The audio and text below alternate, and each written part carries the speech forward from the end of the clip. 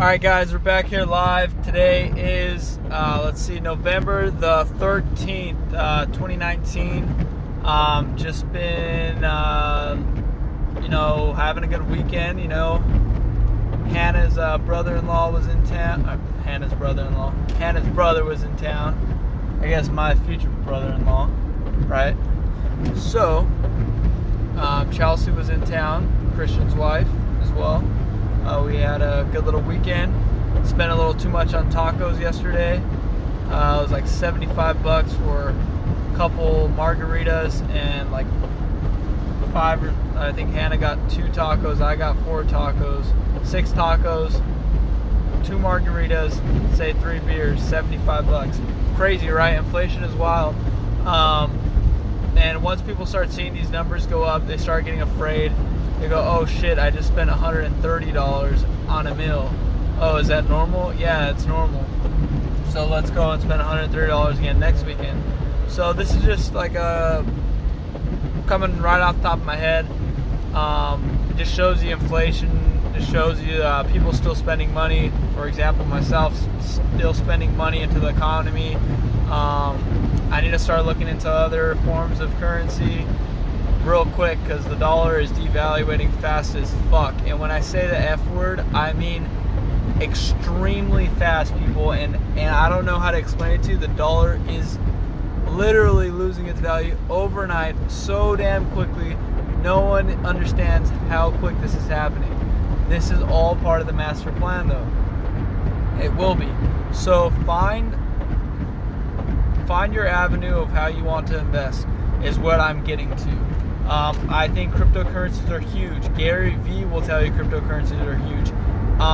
Warren Buffett is afraid of these cryptocurrencies. He doesn't know what to do with these cryptocurrencies. But I guarantee you there's companies that Warren Buffett is somehow connected to or invested in that invest in cryptocurrencies. And this is something I need to do a lot more research in, but I guarantee you there's some platform, some bank, some institution that is some way or another using this blockchain or in their business. And he's not dumb. A lot of people around the investment atmosphere aren't dumb. They just are unsure. They're unwary. They're afraid of that .com boom again. But the thing is like, okay, say you invested in pets.com. Pets.com was a huge company before the .com boom happened, and then pets.com got washed away, right? But look, for example, like this brings you into a new world. It gets you it gets you like a leap start on this new world that a lot of other people are afraid to jump into. Like you can't be afraid of the internet back in the 2000s, right? So how do you start looking for these future companies without even, like, you can't get into the game too early, ever. There's no such thing as, oh, I got into the game too early. No, you might have invested your money in the game way too early and lost your ass, but knowledge-wise, dude, you gained that knowledge of that game crashing, burning, right? So now it just makes you even that much stronger when you see something. See, I didn't go through the .com movement. I wasn't born, my mindset wasn't born into the investment era yet. My mind was, in that time, was still stuck on a different facet. All right, we're gonna take a little break right now. Hannah's calling. Hey, baby. I'm on 595, headed east, and it's raining a lot, so, yeah. All right, what are you up to? All right, baby. Love you. All right, 2 phone gang. So, getting back to it. For example, there were some great stocks that my father chose, and I should have kept them for him. Like Power Shares, QQQQ, these large companies. But at the end of the day, like, wait, how are you going to be investing when the monetary system changes into a different monetary system? Like, this is what people aren't like understanding right now, guys. There is going to be that conversion. It's going to take place.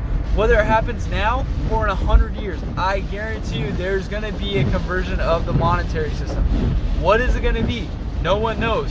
But I guarantee you, my money that's invested on Charles Schwab in 30 years from now, it might still be dollar bills, but I guarantee you the assets and the value that it's tied to is not dollar bills. It's tied to something else. Whether it's tied back to real estate, but that's money in general. What is a dollar bill actually tied to? The dollar bill can be tied to a cryptocurrency, and we will never see that. We won't understand that, right? It could be behind doors. It could be behind computer programs where, yeah, an actual Bitcoin is supposed to be amounted to a certain dollar value, correct? But what if that's happening, for example, in a program, right? Or what if that's happening with some sort of source code that tracks every dollar bill spent in terms of ATM spending, in terms of, I mean, the only thing is like the cash transactions are gonna fuck this whole thing up. So that's why I believe the more inflation that happens is going to devaluate the actual physical currency of the dollar, but at the same time, those people that are saving their money in cash stockpiles, it kind of like equates, like, okay, you're just going to be affected by inflation, but at the same time, your money is still going to be tied to something that does have interest. Oh, I can't speak. Intrinsic value. Wow.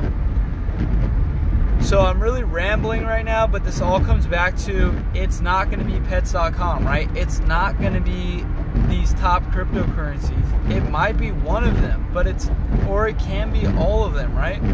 It's just, how do you play that out? How do you analyze that? Does history repeat itself? Or will Bitcoin continue to be the key player? My outlook, so once again, at minute 7:06, this is my outlook. I believe all cryptocurrencies will continue to rise to very extremely high levels. Say gaining another 1,000%, another 2,000% within the next 7 to 15 year span, right?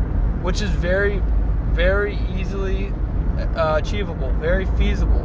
But at one point, there's going to be, whether it is an attack, whether it is a whale, or a government power that shorts or pulls their value, right? Because it's not money at that time, it's value. Pulls their value out of their debt, right? They want to get rid of that debt that they created. They're going to have to pull from some value and kind of make ends meet. And then once again, the cryptocurrency and all of that will once again start to inflate. And that's when cryptocurrencies will start to have inflationary kind of, they'll have, people say, yeah, Bitcoin is only 21 million in circulation. It's never going to change. But there can still be inflation on the value of it. Like, do people not get that? Or like, am I missing something? Like, yeah.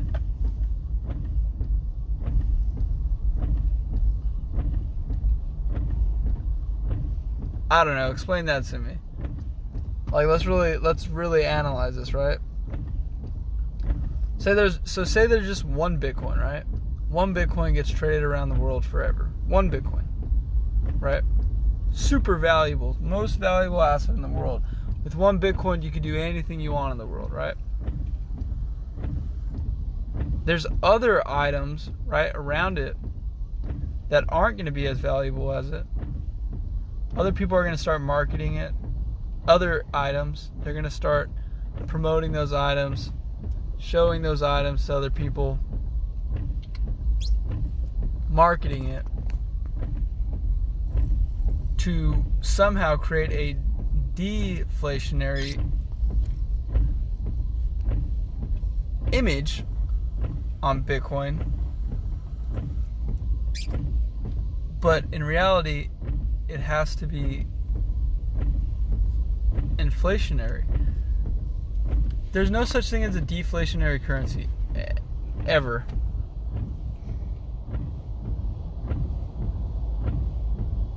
unless you're communist and you have a money supply that,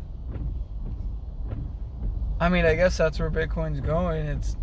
It's a, not really communist, but it's a one power, one worldly power. So probably the 1% are now just going to own the world, which they already do, but now they have more control of where the money's going, where it's coming from. And then you start putting satellites in the sky.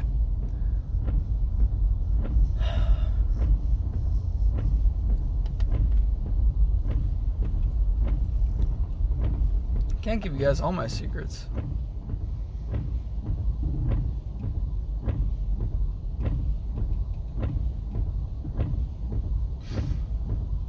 So let me put it this way. Currently I have 1 Bitcoin, right? What does that mean? What does that mean, truly? What does that mean? That means I could share that inflation with the people around me, even if they don't own Bitcoin. I'm still sharing the inflation with them. So technically, my money that's stored in Bitcoin, or my Bitcoin itself, is going to be affected with inflation as well. Correct? Say price of an apple goes up. No matter what, even if Bitcoin 10x's, 100x's, 1000x's, that price of the apple still went up. It still got inflated. So no matter how much Bitcoin went up in value, there's still inflation going on. I think this is the biggest problem. Why? Why do I think this is the biggest problem? Because it's, I mean, I am not even realizing myself that, okay, where is that true asset that doesn't get touched by inflation? I guess knowledge. And that's not a guess. I'm sticking with that one. Knowledge cannot be affected by inflation in terms of monetary prices. I mean, I guess knowledge in general can't be. Books.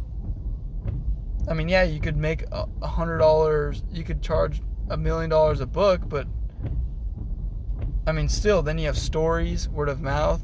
I mean, the game's over, guys. Like, we're getting connected. Like, we're, like, this quote-unquote woke as fuck. Like,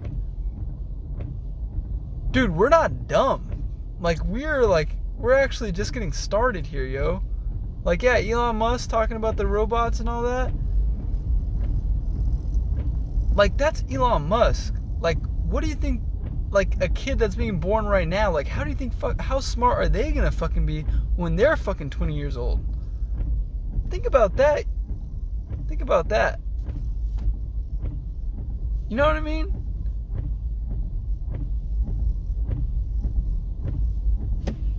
And now I'm uploading it to the World Wide Web.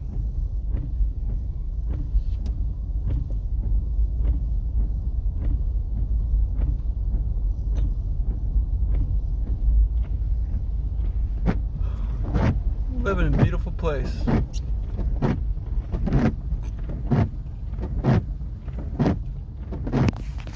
Beautiful place.